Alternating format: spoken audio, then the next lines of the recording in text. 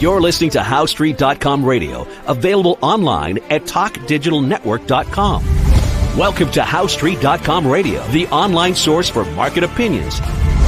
Here is Jim Goddard. My guest is Mark Leibovit, editor and publisher of the Leibovit VR newsletters, also known as VRTrader.com. He's speaking to us from Arizona. Welcome back to the show, Mark. Glad to be here, Jim. Thanks again. Mark, silver has been going crazy lately.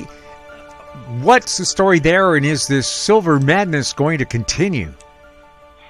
Well, it got to 64.36 today. Gold, let's get to 42.86, which is still shy of that 4,400 level. That's an open question. You know, silver has become real speculative here. It's sort of in a, I don't want to call it a blow-off stage of some kind, at least short term. It just keeps going up, but it's definitely, you got to be careful if you're chasing it up here. I mean, it wouldn't go anywhere when it was $10, $12, $15, you know, for so many years, and here it is finally breaking out and really running. The speculators say it could be $80 is the next big technical resistance level, and you can talk to bulls that can make up all kinds of numbers. You just really can't judge how far euphoria could take it. Many argue that it's just not emotional, that's fundamental reasons for it. It's catching up for years and years, that it didn't participate when gold was running. And, you know, many even speculated back in 2011 that it should be $100, but it never got there. So, you know, just hang on to the coins. It's difficult buying and selling the physical stuff because there's big premium and discounts. You know, usually got to pay 5 or more % on the sell and buy side, so you're sort of into a losing trade when you first get into it, unless you just hold on to it. You know, is this time different than the past, where, you know, it goes to big highs, then collapses, and you wait 20 years to get even? You know, you just don't know that. But you know, the times sort of point to, with financial issues around the planet, we can get into all that stuff, and geopolitical issues, that, you know, maybe this is the time to hang on for a while. But, you know, many that hold it, including myself, you know, have been holding this stuff for years. I mean, I was buying stuff in gold in the 1980s and 70s, and, you know, paying all kinds of prices from, I don't know, 500 down to 200, you know, now watching it at 300. And silver, God, you know, you were able to buy that at $5 at one point in the last 20 years. So it's, or maybe $8 is a better number. In any event, the trend is your friend, at least short term. If you're trading, you know, you try to buy pullbacks, I guess.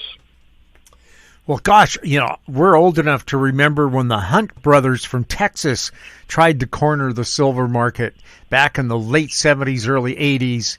And back then, silver fillings were at your dentist. Your dentist gave you a silver surcharge. But I noticed after the prices went down, they never stopped charging you so much for fillings. And, you know, that rally was killed by the government, and the government's not doing that this time. What happened with the Hunt brothers is, I think, the Commodity Futures Trading Commission or the SEC or both, or I think it was the exchange, now that I think of it, just raised margin requirements on traders at such high levels that it forced liquidation in the market. So the government actually got involved in trying to bring that market down and temper it. And I don't think it's going to do that this time, particularly under the current administration, you know, intentionally raising margin requirements. So there's a little different times then. So, plus there's a lot of, you know, we all talk about the physical uses for silver all over, you know, how it's in demand worldwide and how the price has been suppressed for many years. And that was, you know, not just casual observations. I mean, there were those who are manipulating the silver market. You know, some big firms, I don't want to mention names, but there are actually, you know, criminal charges filed and penalties paid for many individual traders working for some of these large firms that were it was actually documented that they were suppressing the price and manipulating the markets.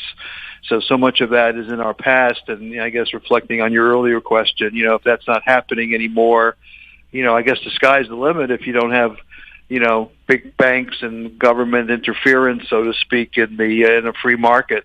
So, maybe the lids has been taken off here, where it had been kept on for so many years intentionally. I mean, it was an orchestrated depression. It wasn't just casual comments on my part. I mean, it was active parts to do that. So it's we're just going to have to wait and see. Like anything else, it's fun watching it, though. And if you own some, I guess just keep it. We don't know where the top is. Are there fears that President Trump might impose tariffs on silver like he did with copper? I haven't heard of it. If he thinks that it would help the U.S. in some way, I guess anything is possible.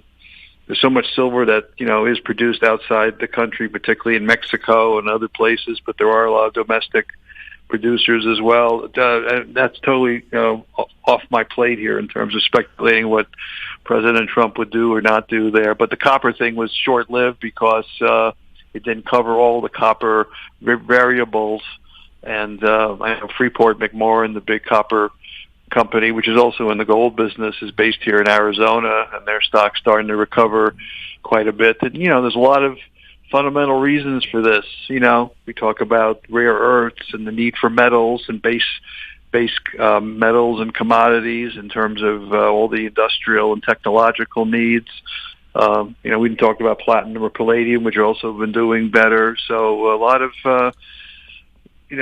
support for the metals now. It's a commodity cycle, no question about it. We waited for years for this. We finally got it. Copper at record highs as well. Is it going to be a bright story there for a while? I'm guessing yes. I mean, there's so much money being thrown at, the data centers, construction, and the nuclear facility rehabilitation and building, and so much demand for copper and energy to build these centers, and it's all based on this big demand for AI and everything else that it's going to take a few years till all these things are completed, and they are very expensive, and they do require many of these very specialized metals, including copper and rare earths as well, as you know. That's why we got into this big dispute with China, because they control the rare earth business, and now we're scrambling out of stupidity all these years, not supporting North American development of rare earths, and now finally the light bulb goes off, and boy, we should have been doing that, because otherwise China could cut us off in 10 minutes, which they still are capable of doing.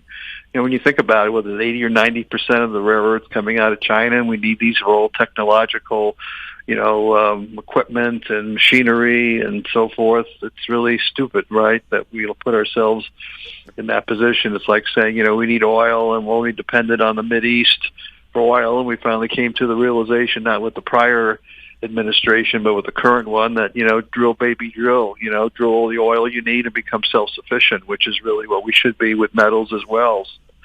So you don't want to be dependent on people that may not be your friends. We'll have more with Mark Leibovit right after this. Don't miss out. Stay informed. Receive the HowStreet.com weekly recap with thought-provoking podcasts, radio, and articles delivered to your inbox. Sign up for the HowStreet.com weekly recap on our homepage at HowStreet.com. Welcome back. We're speaking with Mark Leibovit. Mark, the Fed cut its trend-setting rate once again. What's the impact been? Well, it's a really interesting story with the Fed, because Jay Powell, is an expression I was using. He Powellized, so to speak, the markets when he started making comments about hesitating on lowering rates or the variables that might, prohibit that from going forward. And that's a little setback in the markets in the last month or two. And suddenly, out of the blue, instead of being hawkish, he became dovish. And is this because he knows he's going to be replaced by Donald Trump coming up this summer? And we already have, I think it's Haskett is the Haskett, I think his fellow's name, who's the nominee for the Fed chairman that Trump's been talking about. In any event, there's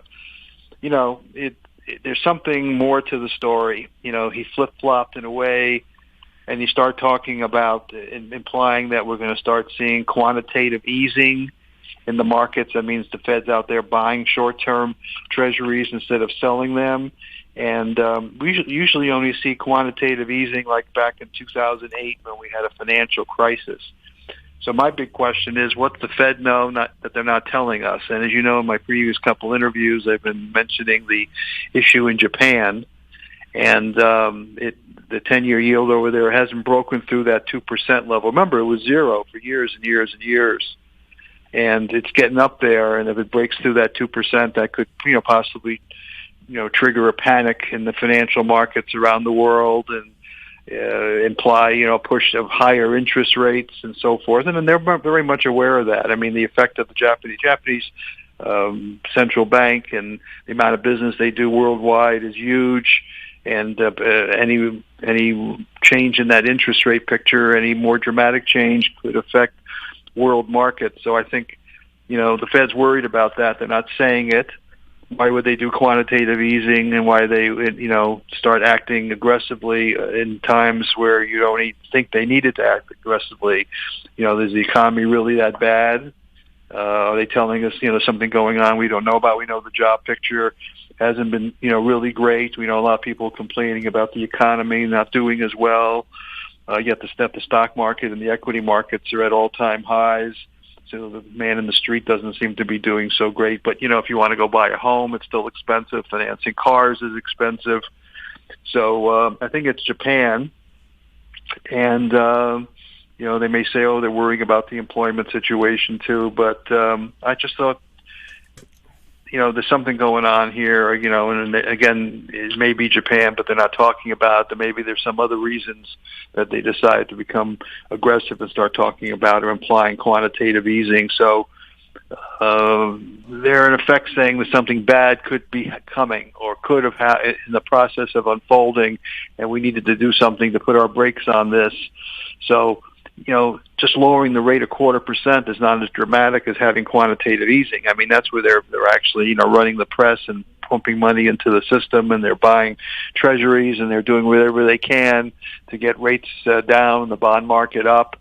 So is it perhaps he just feels bad that he's losing his job, and he wants to go out with a bang because he knows the next Fed chairman's going to dramatically lower rates. But it's not also it's this quantitative easing issue and the ability of the printing press to do all kinds of creative stuff at the Fed, which is really the story all along. And I mentioned in previous interviews, the money supply really has been going up the last year or two. I mean, it hasn't been coming down. So that's M2, which is the big measure that many economists look at, and that's that says that they've been more relaxed in their monetary approach.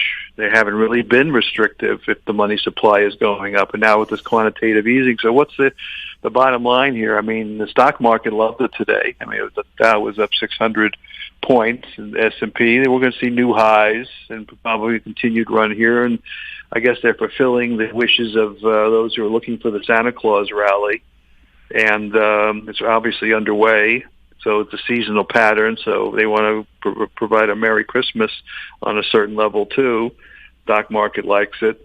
And the question is, how much will this carry into the new year or not? So I guess you enjoy the ride while it's going on. But I'm still, the cynic part of me worries about why that sudden dramatic change on their part. And I do suspect that's coming out of Japan and so forth. But we'll see. We'll see how it all plays out. Meanwhile, if you're in the market, enjoy it while it lasts. What's going on with uranium? Still doing okay. I mean, the big company, Cameco, had a big correction and then started to rally back. It's a multi-year play. I mean, many of the stocks are discounting it by their huge moves. So when I refer to a stock like Cameco, I mean, the stock was within the last year and a half, a $30 stock, and then it goes up to 115, nearly quadrupled in the value, and that's a source for uranium. And then, of course, the demand started, I believe, when Microsoft came out and said they want to get 3 Mile Island, the former nuclear facility, back online so they can generate energy they need for AI and for data centers and so forth. So that certainly kicked into play. It doesn't appear like they're stopped spending money. So there's a lot of push toward nuclear, and stocks like Cameco, and there are other names out there that benefit from this. I guess the big stock that exploded the last 24 hours or 48 hours to a new high was GE Vernova, ticker symbol GEV. I mean, we're talking a $700 stock. The high was around $660, and then it surges to $740. And what do? Well, they create much of the equipment that's needed for the energy production. So part of it is also a natural gas, boilers and equipment. A lot of it is nuclear related. So that stock exploded. So what the answer to your question is money being spent, anticipatory moves on these companies for future benefit.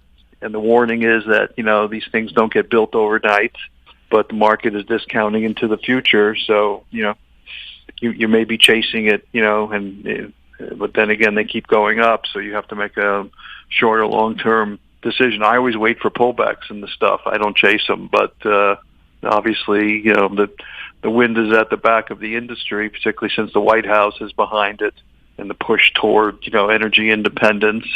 And, but, it's a big Mag 7, companies, they're like the Microsoft and so forth that have been out there, Google and others, into AI and funding, a lot of this data center expansions is behind this nuclear push. For years and years, everyone hated nuclear.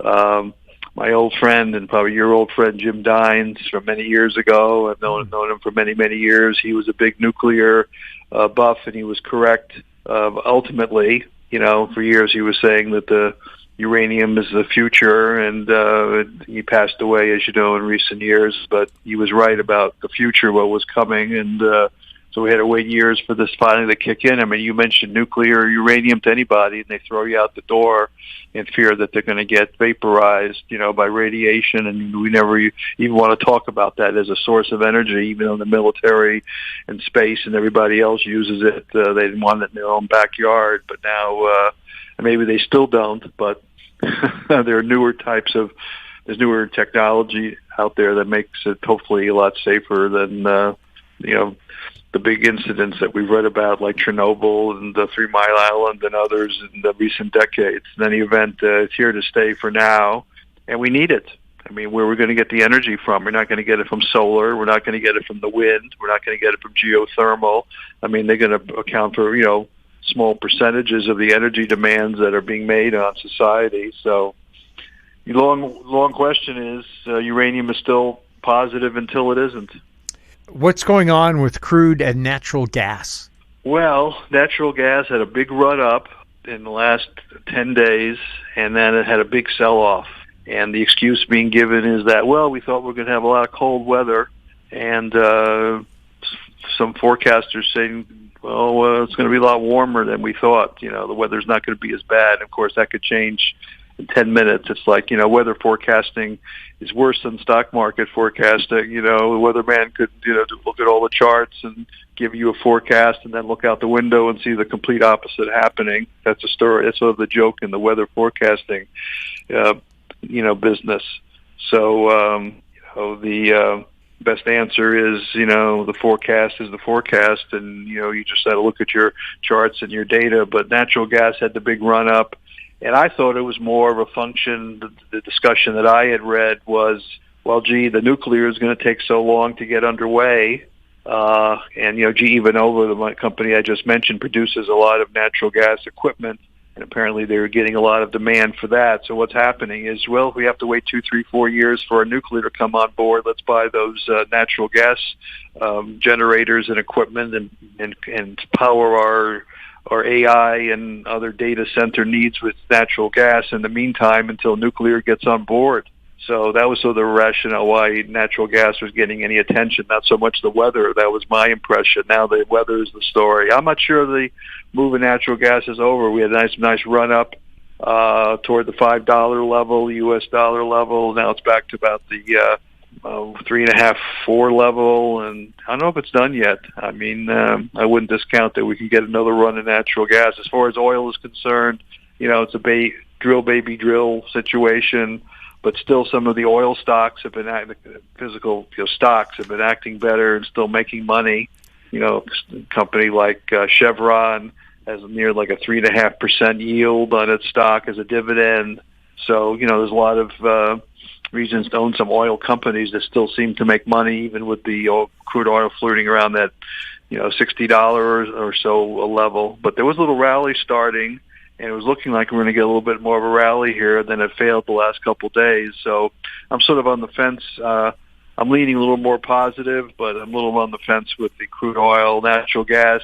Since it had this correction the last few days, is getting tempting again on the long side. So we're watching that. Anything going on the marijuana front? It's been quiet. I'm just sitting here, looking at the stocks, and they had a big run up here in the last few months on the Donald Trump letter saying that we need more cannabis or more CBD for us senior citizens, and we should not ignore this as a health benefit. And they just sort of settled back here, and they're just sort of sitting, I guess, waiting for news. So I think they're, a decent buy. They're cheap. Some of the ETFs are way down from where they were, and even have corrected from the run-up from a few months ago. So the cannabis business is not dead. I mean, people are buying the stuff. There's business out there. You got to pick the right companies, and sooner or later, there's going to be more government acknowledgement of that, and hopefully we get, if you're in the industry, you want to see it, cannabis or marijuana rescheduled by the DEA here in the U.S. It really needs to be legalized across the country as Canada did. It's just not happening. It should be nationally recognized and legalized, and we've been waiting for years for that. I'm not pro or against cannabis. I mean, you could argue, it's bad for people, or it's good for people. There's obviously demand for it. It's been around 5,000 years. It's like saying, tell people not to eat healthy and don't eat cheeseburgers. You know what I mean? They're going to do it no matter what. But, it's much of the future movement in it is not, I think, a function of demand on the part of consumers. It's government regulation that's been holding it back here. So the tax issue and the rescheduling really have to come into play. But I think some of these stocks are so cheap that, if you're a speculator, they're probably worth holding. Anything to watch on the geocosmic front? There's always something going on. There was, there's, a couple lunar cycles coming up, too, for example. So the 19th, we got a new moon and a full moon on January 3rd. So as a trader, you look around for those kind of fun things. And we have, of course, the winter solstice here on the 22nd, and I generally always watch the seasonal patterns to see what's happening. Sometimes you get change of directions around that time. Maybe the market rallies into the winter solstice and then turns south. Maybe the rally is over by then. It could be a change of direction point. So I'm always watching those dates. But in terms of solar activity and so forth, there was some geomagnetic storm, and I would just refer the listeners to go to spaceweather.com and read about it. There's some interesting stuff always going on with solar sunspots and whether they're pointed to the Earth and whether that's going to create solar activity here on the planet and affect our equipment and other sort of things. So it's always interesting tracking it. But, we have the Santa Claus rally, and you can argue that's part of the winter solstice pattern and so forth and so on. So nothing new and dramatic. I should point out that probably we could talked about this last week. There was that big Japanese earthquake. It wasn't as big as the one that affected the nuclear, many years ago, but there was suddenly some activity in Japan that caused a very small tsunami. So there's always stuff going on the planet, Jim, that's for sure. Mark, always fun chatting with you. Look forward to next time. Take care. Same here. My guest has been Mark Leibovit, editor and publisher of the Leibovit VR newsletters, also known as vrtrader.com. He was speaking to us from Arizona. If you have any questions for Mark or for any of our guests, you can send them to info@housestreet.com. Our YouTube channel is Talk Digital Network. Find us on X @HoweStreet. We're also on Facebook. I'm Jim Goddard. Thank you for listening. Comments made on HowStreet.com radio are an expression of opinion only and should not be construed in any matter whatsoever as recommendations to buy or sell any financial instrument at any time. Available online at TalkDigitalNetwork.com. HowStreet.com radio is a production of HowStreet Media Incorporated.